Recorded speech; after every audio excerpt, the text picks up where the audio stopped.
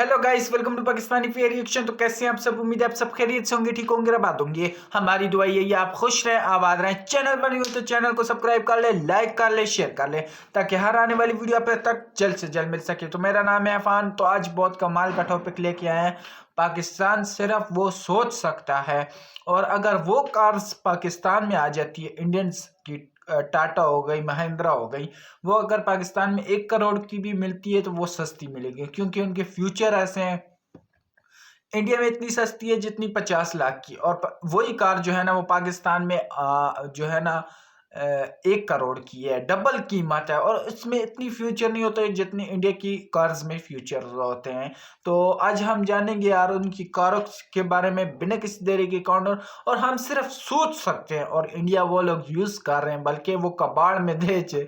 बिना किसी देरी के काउंट करते हैं। 3 2 1 एंड स्टार्ट। आप एक कंट्री में घूमने के लिए जाते हैं और वहाँ पे रोड पे निकलने में आपको दिखता है कि आधे लोग बेली एक 50-60 हजार रुपए की मोटरसाइकिल चला रहे हैं, और कुछ लोग हैं जो कि लैंड क्रूजर में घूम रहे हैं जो कि 8 करोड़ की है वहाँ पे। कुछ लोगों को बेली एक जॉब मिल पा रही है, और कुछ लोग अमेरिका से फोर्ड रैप्टर या फिर यूके से लैम्बोर्गिनी यूरस को इंपोर्ट करके चला रहे हैं। और ये देश कोई और नहीं है, हमारा नेबरिंग पाकिस्तान है, जहाँ की कार इंडस्ट्री का इतना बुरा हाल हो गया है कि एक फॉर्च्यूनर का प्राइस 2 करोड़ पीकेआर का पहुंच गया, और तब भी इस गाड़ी के लिए आपको वहाँ पे 9 महीने वेट करना पड़ता है। और कुछ लोग हैं जिनको जॉब नहीं मिल रही, और ये पिछले 3-4 सालों में ही हुआ है इनके साथ। में कारों की कीमत भारत से ज्यादा की। हम कहते हैं कि हम इंडिया से 100 साल पीछे हैं। मैं कह रहा हूँ कि हम 700 साल पीछे हैं। 700 साल।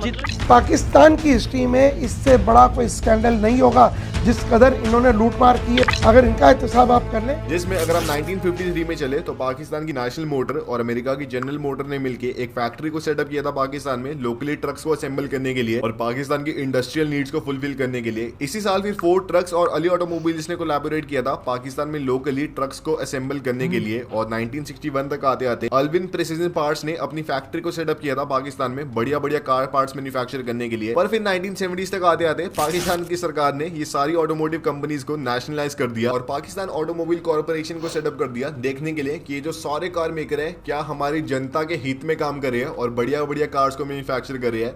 हित भाई मुझे पता नहीं इंडियन वर्ड है या फिर पाकिस्तानी वर्ड है, मेरे मन में आया मैंने बोल दिया। पर इतने सारे रूल्स एंड रेगुलेशन लगाने के बाद पाकिस्तान की सरकार को समझ आ गया इससे हम ग्रो नहीं कर सकते, क्योंकि उनकी ऑटोमोटिव इंडस्ट्री 20 साल बाद भी वही थी। कोई भी बाहर का ब्रांड आया नहीं था पाकिस्तान में लोकली अपनी कार्स को बनाने के लिए। इसलिए 1990 में पाकिस्तान की सरकार ने लिबरलाइजेशन को फॉलो करा, अपने ट्रेड बैरियर्स को खोल दिया और बाहर के कार मेकर्स को इनवाइट करा पाकिस्तान में लोकली अपनी कार्स को बनाने के लिए। तो इसलिए 3 मेजर बड़े Japanese car maker Toyota, Honda, Suzuki Pakistan में अपने पैर को रखते हैं। टोयोटा अपनी करोला को लॉन्च करते हैं, होंडा अपनी सिविक को लॉन्च करते हैं, सुजुकी अपनी अफोर्डेबल कार्स को लॉन्च करते हैं, बढ़िया बढ़िया पाकिस्तानी लोगों को सपोर्ट करने के लिए। और पाकिस्तान की एक अफजल मोटर्स होती है जो कि डेवू ट्रक्स को लेके पाकिस्तान में लोकली असेंबल करती है। और डेवू ट्रक्स अगर आप देखें टेक्निकली टाटा मोटर्स का है, तो टेक्निकली टाटा मोटर्स के ट्रक पाकिस्तान में लोकली असेंबल हो रहे हैं और वहां पे बिक रहे हैं। Tata motor is very cool. आने वाले सालों में पाकिस्तानी ऑटोमोटिव इंडस्ट्री काफी बढ़िया ग्रो होती है, और 2007 तक आते आते जो ओवरऑल जीडीपी है उसका 2.8% हिस्सा सिर्फ ऑटोमोटिव इंडस्ट्री से आता है। पाकिस्तान की automotive industry almost 10% per annum के रेट पे ग्रो कर रही होती है, और 2016 तक आते आते Pakistani automotive industry almost 2.5 lakh गाड़ियां साल पे पहुंच जाती है। पर दिक्कत क्या होती है कि इन 2.5 लाख गाड़ियों में से ऑलमोस्ट 2,30,000 गाड़ियां सिर्फ 3 बड़े major Japanese car maker Toyota, Honda और सुजुकी की होती है। बाकी कोई और कार मेकर को कोई पूछता नहीं है। और ये भी सारे जापानीज कार मेकर अपनी एक जनरेशन पुरानी गाड़ियों को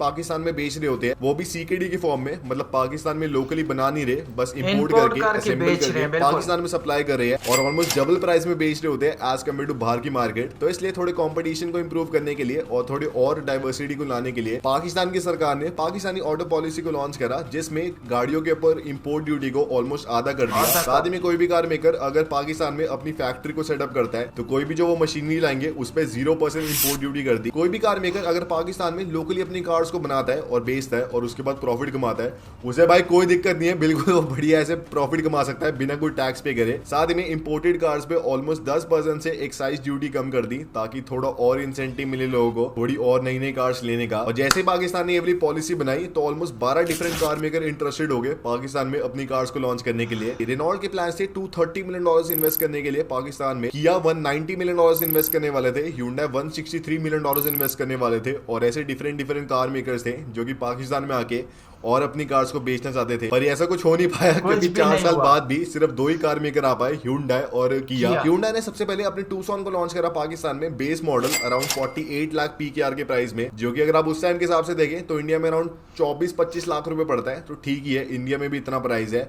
और वही किया ने अपनी स्पोर्टाज को लॉन्च करा अराउंड 70 लाख PKR के प्राइस में, जो कि अगर हम इंडिया में देखें तो अराउंड 30-35 लाख रुपए पहुंचता है, थोड़ा महंगा ही है, चलो कोई बात नहीं। और हाँ, आप नोटिस कर रहे होगे मेरे चश्मे में बिल्कुल भी ऐसे रिफ्लेक्शन नहीं आ रही जैसे पहले आती थी, ब्लू ब्लू, क्योंकि मैंने अपग्रेड कर लिया लेंसकार्ट की हसलर सीरीज में, जो कि सिर्फ मैं नहीं, लेंसकार्ट के सीईओ मिस्टर पीयूष बंसल ने भी पहना हुआ है शार्क टैंक इंडिया में, तो 2 बड़े लोगों ने पहन लिया है और सही में भाई काफी ऐसे कंफर्टेबल है और स्टडी सा है। ये वाली सीरीज आपको 11 डिफरेंट कलर ऑप्शन में मिलती है, साथ में powered plus non powered lenses के साथ मिलती है। मैंने पावर्ड लेंसेज लिए है जिनमें आपको सुपर अल्ट्रा ब्लू रे प्रोटेक्शन मिलती है, जिससे क्योंकि मैं स्क्रीन के आगे पूरा दिन बैठा रहता हूँ तो इसलिए मेरी आंखें खराब नहीं होने वाली और ये एकदम प्रोटेक्ट करेंगे मेरी आंखों को स्क्रीन की डेंजरस ब्लू लाइट से। और साथ ही में जो मेरा पिछला चश्मा है अराउंड 3000 रुपए का था, ये वाला चश्मा 999 रुपीज का और इससे ज्यादा कंफर्टेबल और क्लियर है। और आप भी ले सकते हैं ये वाली हसलर सीरीज, लिंक डिस्क्रिप्शन में होगा, या फिर आप अपने पास के लेंसकार्ट स्टोर में जाके ले सकते हैं, फ्री आई चेकअप भी करा सकते हैं। तो जाओ जाके एक हसलर सीरीज का चश्मा लो और खुद भी एक हसलर बन जाओ। पर इससे भी कुछ हुआ नहीं, क्योंकि ओवरऑल जो 3 बड़े जापानीज कार मेकर है उनका पाकिस्तानी ऑटोमोटिव इंडस्ट्री में 90% से भी ज्यादा हिस्सा हो गया, लोग और ज्यादा उनकी कार्स ले रहे थे। पर डिफरेंस इसके बाद आना शुरू होता है, जिसमें 2016 में चाइना और पाकिस्तान मिलके एक चाइना पाकिस्तान इकोनॉमिक कॉरिडोर को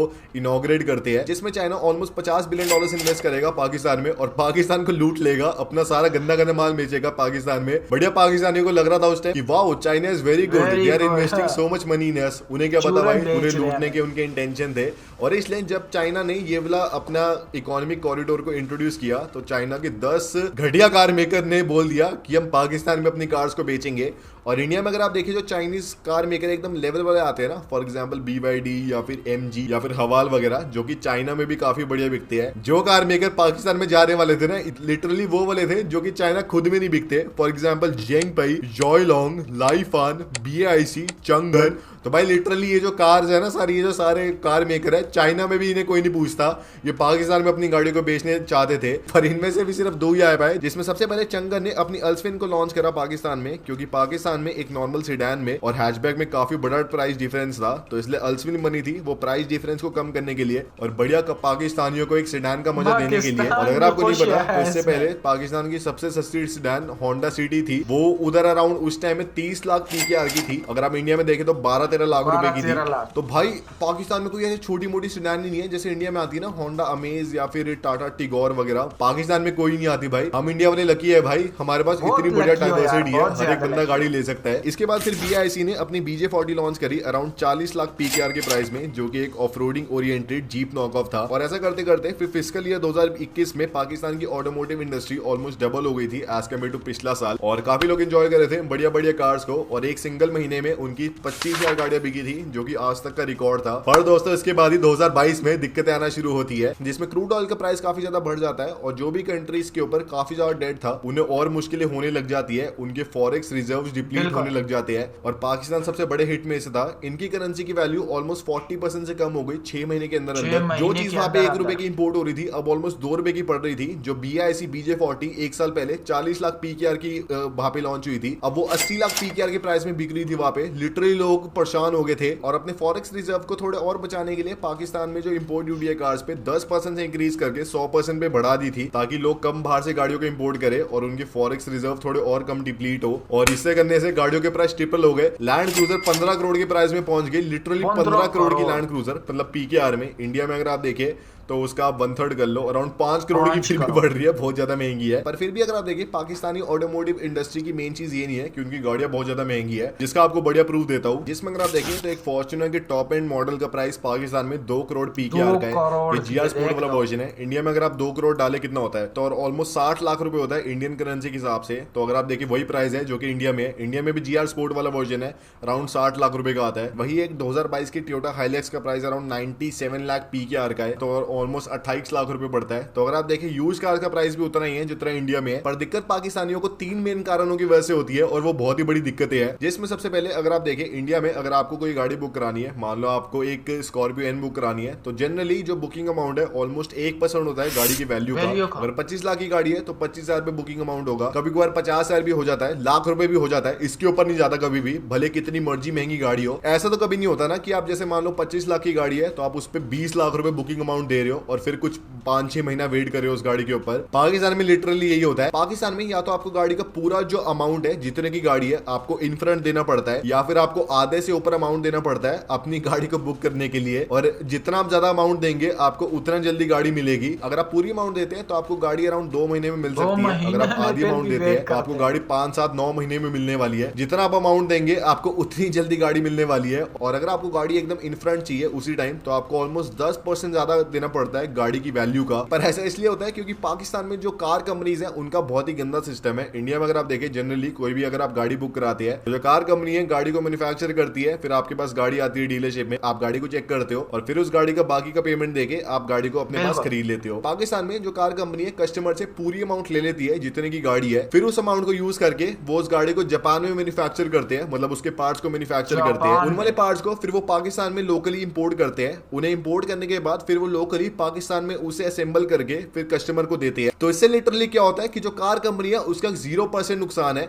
उन्हें पैसा इन फ्रंट मिल गया पूरी गाड़ी का, उस पैसे को यूज करके वो उससे इंटरेस्ट कमा सकते हैं, कुछ भी कर सकते हैं। वो गाड़ी को 5-6 महीने बाद आराम से मैन्युफैक्चर करते हैं जापान में, पाकिस्तान में लोकली बनाती है और फिर कस्टमर को देते हैं। जिससे भाई कार कंपनी को इतना ज्यादा बड़ा मुनाफा हो गया, ना उनका कोई रिस्क है कि कस्टमर कैंसिल कर देगा गाड़ी, कैंसिल कर दो भाई हम अपनी गाड़ी रख लेंगे। वो अपनी गाड़ी को जापान में बनाता है, ना वो फैक्ट्री का रिस्क ले रहा है और फंस रहे हैं भाई पाकिस्तान के लोग। पर इससे बड़ी चीज क्या है कि अगर आप देखिए कोई भी अगर आप गाड़ी लेते हैं जनरली फाइनेंस पे लोग हैं, इंडिया में जो फाइनेंस का रेट है अराउंड 8% का अगर आप देखें, जो कि काफी रीजनेबल रेट है। पाकिस्तान में अगर आपको नई गाड़ी फाइनेंस करनी है आपको देना पड़ेगा 17% का या फिर 18% का इंटरेस्ट रेट आपकी गाड़ी पे, जो कि बहुत ही ज्यादा है, बहुत ही ज्यादा है। और इसमें मेजर चीज क्या है कि क्योंकि आपको जो गाड़ी का अमाउंट है इन फ्रंट देना पड़ता है, तो आप 8-9 महीने किस्तें भरोगे 18% के रेट में, वो आप किसी गाड़ी के लिए तो भर ही नहीं रहे, क्योंकि गाड़ी तो आपके पास अभी आई नहीं है, गाड़ी तो अभी आनी है ना बाद में, अभी तो आप सिर्फ हवा में ही बातें कर रहे हो, बुक कराई आपने। तो 8-9 महीने जो आप किस्तें भरोगे ऐसे भाई हवा में भरोगे, उसका कोई यूज नहीं है। 8-9 महीने बाद गाड़ी आएगी भाई, कितनी घटिया चीज है ये। और इससे गाड़ी और ज्यादा महंगी पड़ती है पाकिस्तान के लोगों को और ज्यादा मुश्किल होती है उन्हें गाड़ी खरीदने में। और अगर आप देखें क्योंकि गाड़ियों का प्राइस इतना डिफरेंस नहीं है पाकिस्तान में और इंडिया में अगर आप कंपेयर करें, पर क्योंकि वहां पे आपको इन फ्रंट इतने पैसे देने पड़ते हैं और इतना वेट करना पड़ता है, तो इसलिए जो अमीर लोग हैं वो तो जल्दी जल्दी अपनी कार्स को ले लेते हैं, जो उनसे गाड़ी लेनी है वो इंपोर्ट कर लेते हैं बिना दिक्कत के। पर वही जो एक मिडिल क्लास इंसान है वहां का,